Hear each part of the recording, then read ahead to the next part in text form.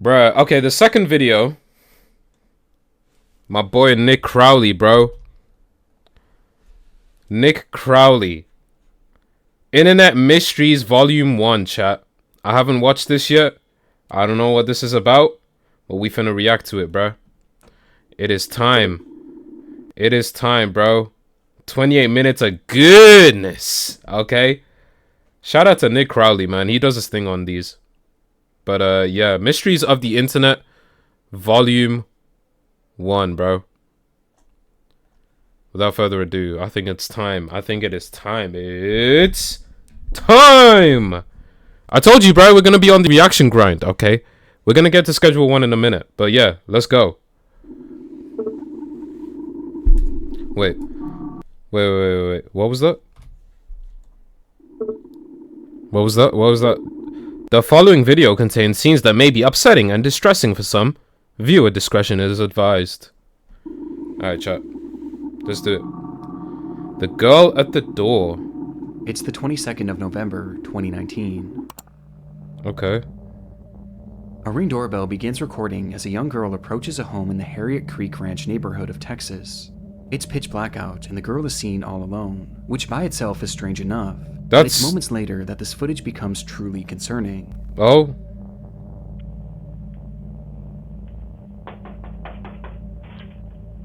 Oh. No, please. What's going on?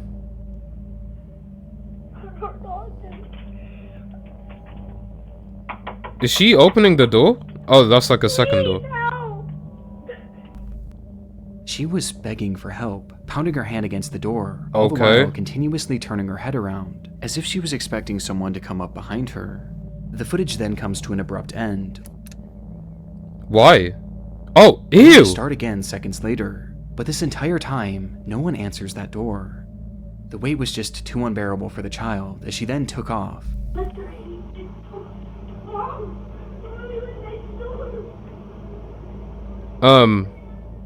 Yelling incoherently in the street before running out of view of the camera.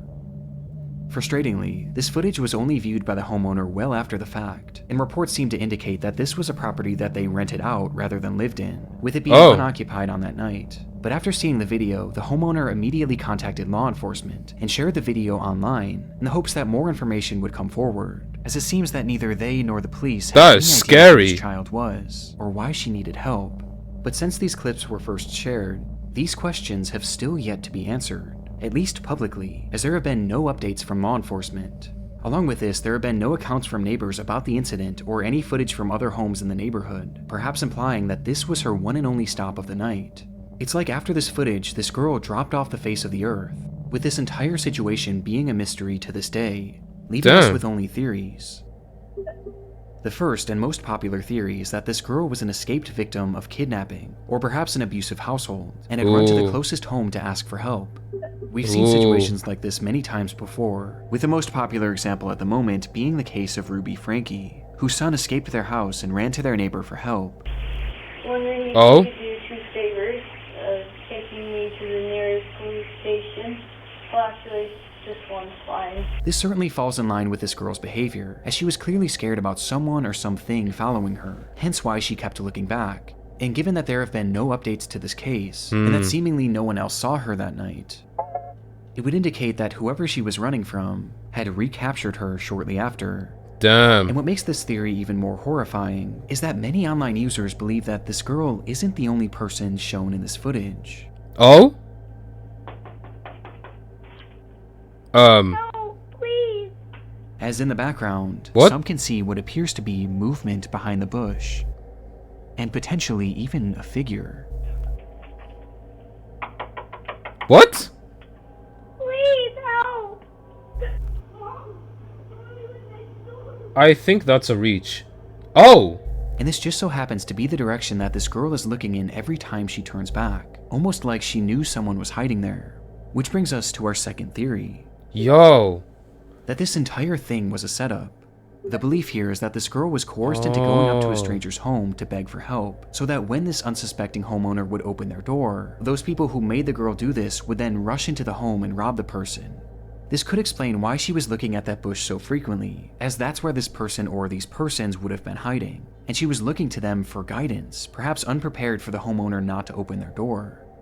Both of these theories are disturbing in their own right, and both clearly indicate that this girl is in need of help, regardless of what the situation is. But still, there's been no confirmation as to whatever happened to this child, even despite the public interest. One of the biggest talking points online came from some theorizing that this girl might be Serenity Denard, a then 9-year-old girl who had gone missing in February of 2019 from a children's facility in South Dakota, who looked eerily similar to the child shown in this video. But in my research, I was able to find a Facebook post from one of Serenity's mothers, who shared that they were in fact aware of the video, and that they had actually contacted law enforcement about it. And in her post, she claims that investigators told her that the girl had been identified at some point, and that she had lived in that neighborhood, with there being no further elaboration as to why she was asking for help. Oh shit. This is quite literally one of the only updates I was able to find, but unfortunately it was one that I wasn't able to confirm, and it also fails to explain what exactly happened to this girl, leaving this footage and this entire scenario as one of the many mysteries of the internet. Her face looks kind of scary though from that Ring doorbell, I'm not gonna lie. That's mad. Throughout my time here on YouTube, I've stumbled across some of the most frightening things on the internet. But Facts. one of the discoveries that scared me the most was my own personal information, just out there in the open on random sites that could be accessed by anyone. This is all because of data brokers who sold my information, making private things like my phone number of... Alright, cool. Cool lad, bro. Get your bag. Amsterdam. What does that say? It started with a police chase. What? Oh, Amsterdam. I can't read that. Okay. An officer parked alongside a highway in North Amsterdam had witnessed a black Mercedes speeding down the road and was now desperately trying to keep up with it. But the effort was to no avail, as the Mercedes would soon disappear from the officer's view. And when it would come back into view minutes later, it wasn't moving. It was instead left abandoned on the side of the road, the driver's side door hanging wide open, and the driver himself being nowhere to be seen, leaving that officer alone with the suspect's car, but no suspect. However, the vehicle hadn't been left entirely empty, as in the driver's rush to flee the scene, he had accidentally left his cell phone behind, and so the contents of this phone would be searched, which quickly led to the discovery of this driver's identity. But for investigators, there was a far more pressing finding on that device. A finding in the form of a minute-long video stored on the man's camera roll that indicated that this driver may have been involved in a crime far worse than just speeding.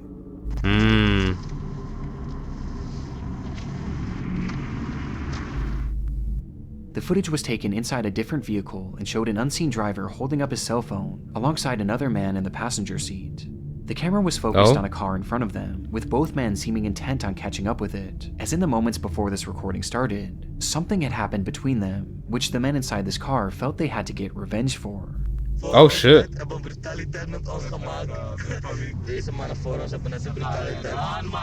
Brutality?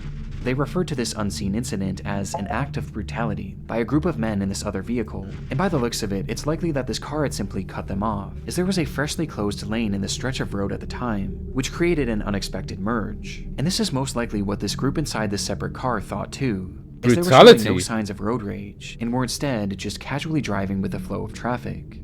However, it's clear that the men behind the camera felt differently, as in their minds, what this other driver had done to them was so awful that it was worthy of only one punishment: death. Huh? By merging into a lane. Hey, yo.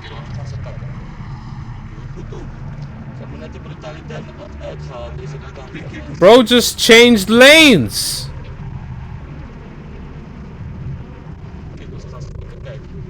I want to go shoot them. Their vehicle closer and closer to this anonymous car, while continuing their rambling about this act of brutality. And when they finally position themselves next to the vehicle, the camera ends, right? Oh!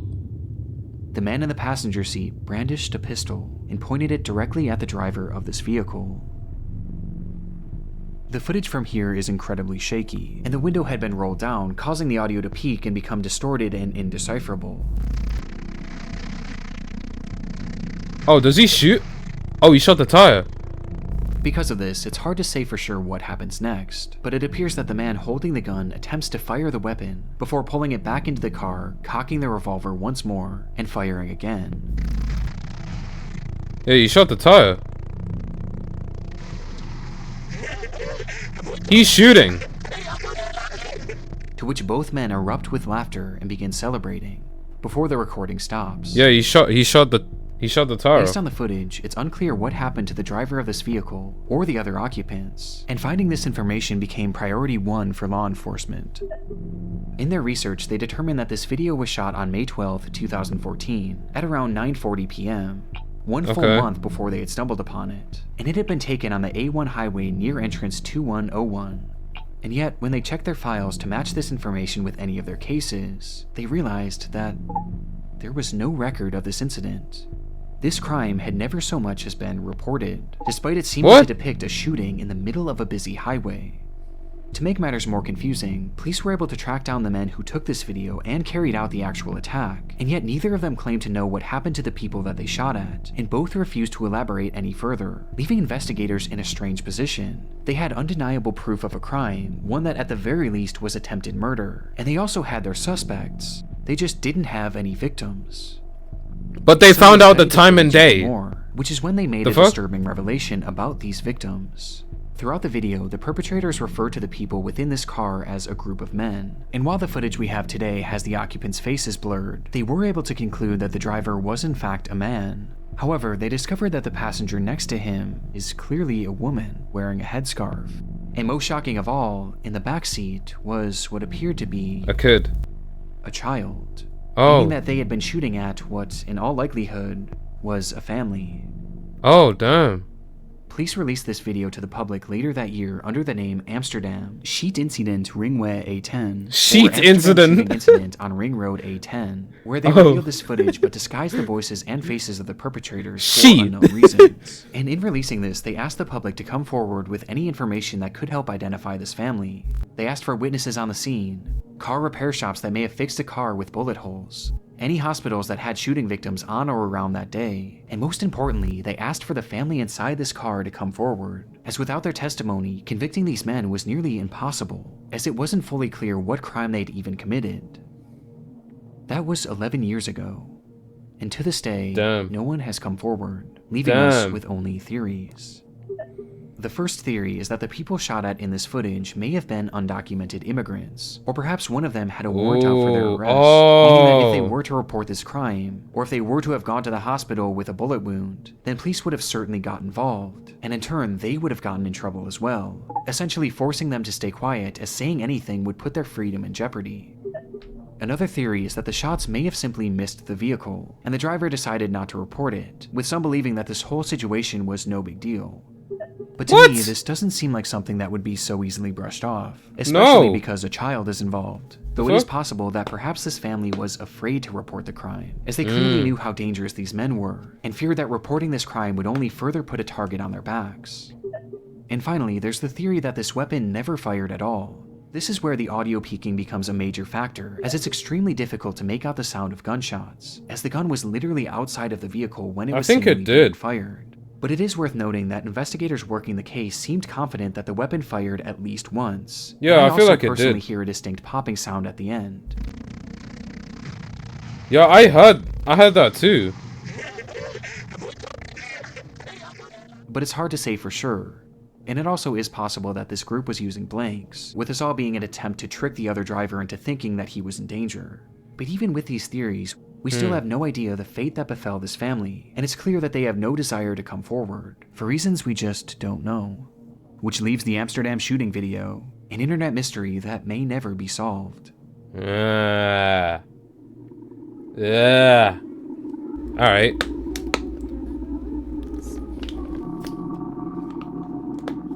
Oh? Reddit? Urgent, I need help please. What? We are from BSAS, West Zone, Castelar, San Juan neighborhood. Argentina. Her name is Emma Rosario Culk, who's been missing since Friday, June 12th. If you saw her, please call. Any information will be appreciated. Okay. This post was made to the subreddit r/Argentina on June 16th, 2020 by a user named u/NaramNaram, who asked for the public's help in finding a missing woman named Emma Kulk, and in the comments he would offer more context, saying, "She went out to buy something and never came back. She was last seen here in the neighborhood. Sanchez and Pavan is the area where she went to buy something. She was dressed in the clothes that she's seen in the photo. She was carrying her wallet with her ID and a cell phone." Quickly, the post was inundated with concerned citizens wanting to help in the matter, with the gravity of the situation being made even greater, as earlier that day, Naram had made a similar post, which revealed that Emma Kulk was actually his mother. This revelation only made the post more important, as people left comments offering support and encouragement, with many even providing advice on how he could potentially track her down, to which Naram seemed genuinely grateful. Across the entire internet, this seems to be the first post ever made on Emma's disappearance, but it would be far from the last, as people spread this information far and wide almost immediately after Naram's post, which was also followed by several local news reports, which proved that Emma was in fact a real person and was in fact missing, with these articles mentioning something that her son had not, that she was feared to have been taken. The only thing we know for sure is that she went into her house, left her bike, and for some reason went out but did not come back in. Apparently, she did not leave on purpose, and that is what worries us the most. Things were clearly very concerning, and the tension of the situation only increased as a day passed. And then too, with Naram vowing to keep everyone updated on the status of the search. And sure enough, right after this update, Naram's missing mother would finally be found. The worst news: Emma Rosario Kulk was murdered. She had been missing since June 12th. Her son killed her with stab wounds and then buried her in the backyard of his house. He was arrested. Rest in peace, Emma.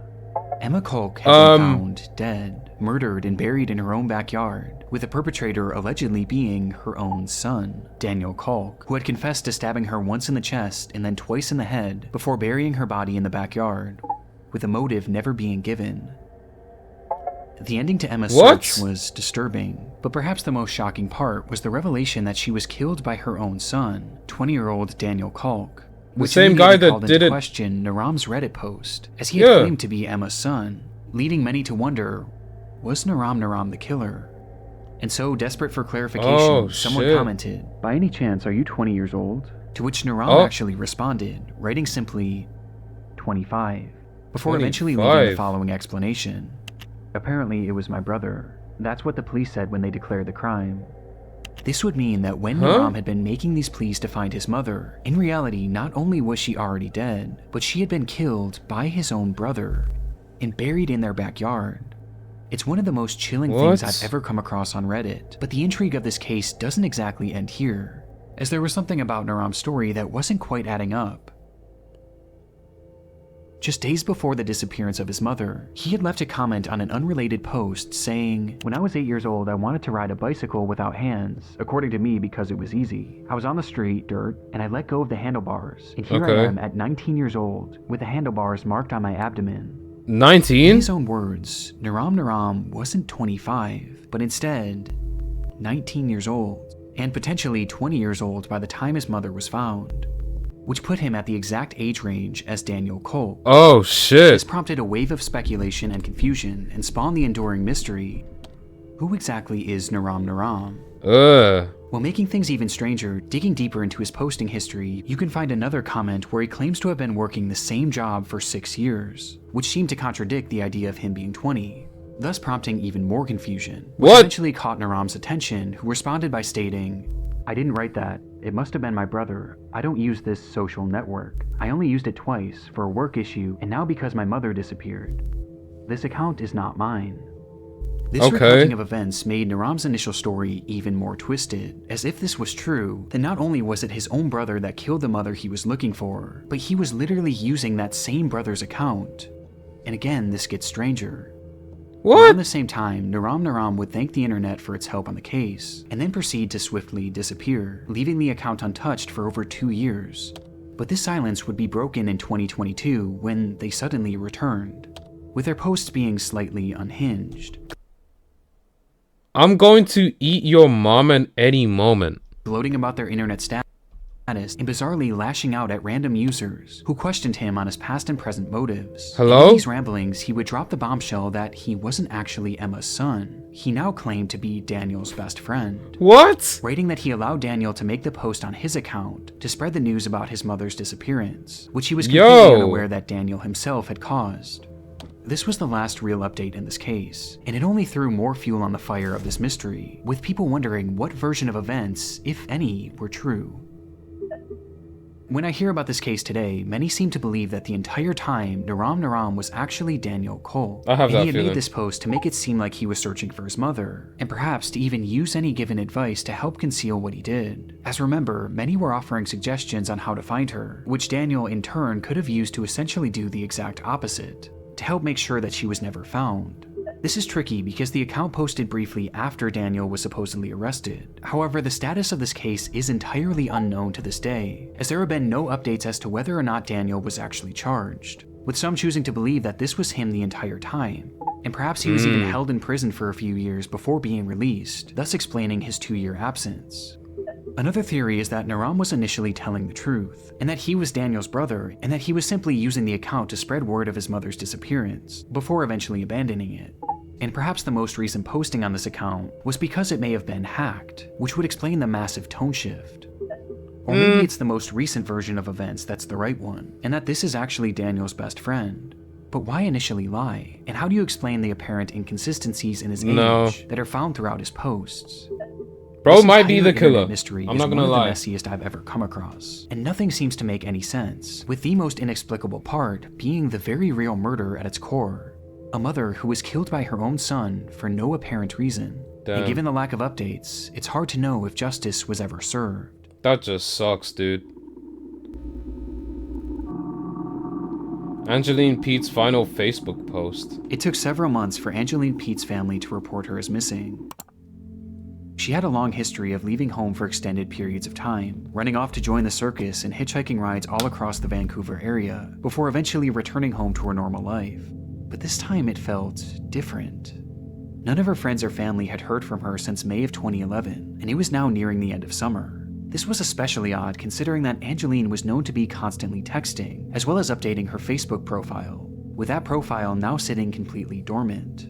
But within that page filled with your typical selfies and normal life updates, there was one post that stood out, the final post she ever made.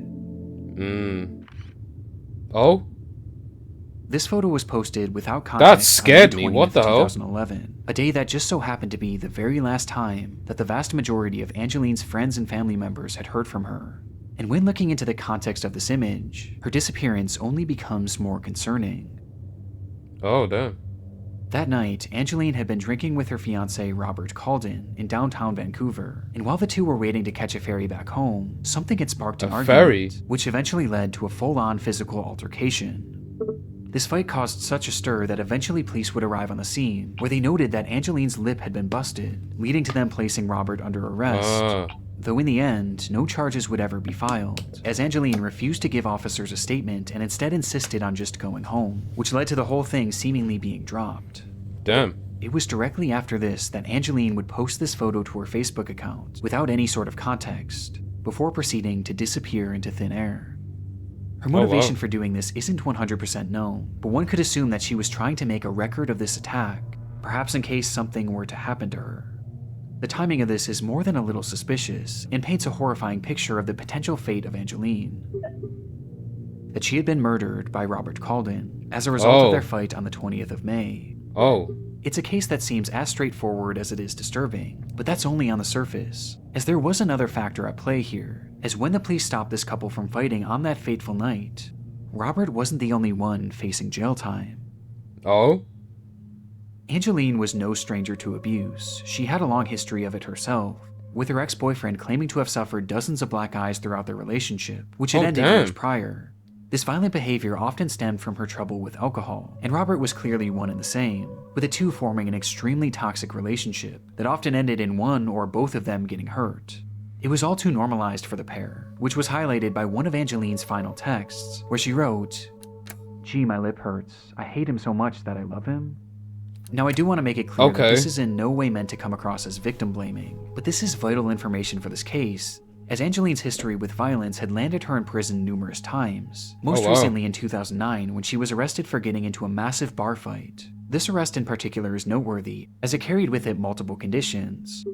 One of which was that Angeline was given a 9 p.m. curfew, and the other was that she was not allowed to drink, with both of these conditions being broken on the night of May 20th, when police intervened in her and Robert's fight. This meant that Angeline was now likely going to be reincarcerated, and sure enough, that same night, officers arrived at her home to question her on the matter, but she failed to answer the door, which led to a warrant being made for her arrest 5 days later on May 25th. That day, a squad car pulled up to Angeline's apartment to bring her into custody, but when police entered the home, they would only find Robert, who just so happened to be on the phone with her. And officers claimed to have spoken with Angeline during that phone call, where they advised her to turn herself in, though she claimed that she was no longer in the area, and eventually hung up the phone. This would be the last time that officers would speak to Angeline Pete, and seemingly according to Robert, she returned home and left the very next day on the 26th, and never came back. This whole revelation muddies the water in this case, and provides us with our second theory, that Angeline Pete had run away to avoid reincarceration. But there's something unusual to me about this phone call with police. Now, there's hardly any information about this case. Maybe she's in jail. From all the articles that I've read, it seems that no one in Angeline's life had heard from her after this photo was taken, with the exception of Robert. And when police spoke with her, it was only over the phone. They too hadn't laid eyes on her since the night of May 20th, prompting some to wonder if Robert had arranged for some sort of decoy to make this phone call. Though, however it happened, since that phone call, there has been no activity on any of Angeline's online accounts, and she has never deposited or spent a single cent from her bank account. From that point on, she's been essentially invisible. That was 15 years ago, and today we still have no concrete answers as to what happened to Angeline Pete, with some taking this as a sign that something sinister had in fact happened to her, as how can you go that long without leaving a trail, and without at least trying to come back? Especially in Angeline's case, as she was a mother. Oh! Angeline had a 7-year-old son who was by far the most important thing in her life. At the time she went missing, this child was staying with her father, Angeline's former partner, but she still played an incredibly active role in his life, and she wanted to be as involved as she possibly could be. And yet, after 15 years, she's made no attempts to try and reach out to him. Again, people have taken this as a sign that Angeline has perhaps been killed. And it isn't just Robert who they think might have done this, as some believe that she may have been killed by someone that neither they nor Angeline even knew. As I mentioned previously, Angeline had a habit of hitchhiking, and she was known to do so in a way that was overtly dangerous. And interestingly, there were some unconfirmed sightings of Angeline after she went missing, with some reportedly seeing her in Port Hardy and Grand Perrier, areas that she would have had to catch a ride to. Now again, these are totally unconfirmed sightings, but what's so chilling about this is that if she had been hitchhiking through those areas, then she likely would have found herself doing so along Highway 16, which is now known as the Highway of Tears. Without getting too deep into this stretch of road is notorious for its disproportionately high number of women who have gone missing on it, and especially Indigenous women, with Aboriginal organizations claiming that as many as 40 Indigenous women have been killed or kidnapped while on this stretch of road. And coincidentally, Angeline was an Indigenous woman herself, who may have found herself hitchhiking on that very road. Damn, bro. Angeline's disappearance is one of those cases that you can convince yourself that every theory is right. But as of right now, there's just no way to know what truly happened to her. And while this is an internet mystery for us, for Angeline's family, this couldn't be more real. Many of them are suspicious about Robert and believe that police didn't do a good enough job investigating him, as he was never even considered a suspect. But they also hold on hope that Angeline is still alive and out there somewhere, and they'll often hold events and vigils to keep her name in the spotlight, to ensure she knows that she can always come back home. And it's this hope that has fueled her son since she disappeared, as all throughout his childhood he played hockey as a way of helping to find her, with one family member saying, that's why he wants to play hockey. So if he gets famous, his mom will find him. That's sweet. That's sweet. Damn. Oh, that's cool.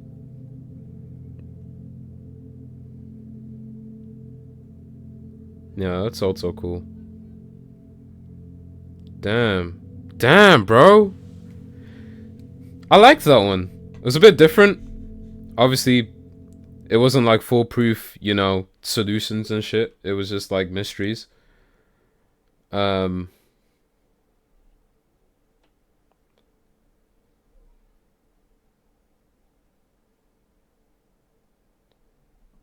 Wait, what? Regarding the girl at the door, when she turns and faces the bushes where the other person might have been, it sounds a lot like she said they won't open the door, which further cements the idea they may have been plotting something. Ooh. Maybe. But damn. Shout out to Nick Crowley, man. Yo, that shit's crazy, man. He does great videos. Insane videos. Probably the best, like, of this genre. I'm not gonna cap. Like, I don't watch that genre a lot. Bro, I only watch Nick Crowley. Shout out to Nick, bro. Smashed it. Smashed it! Smashed it.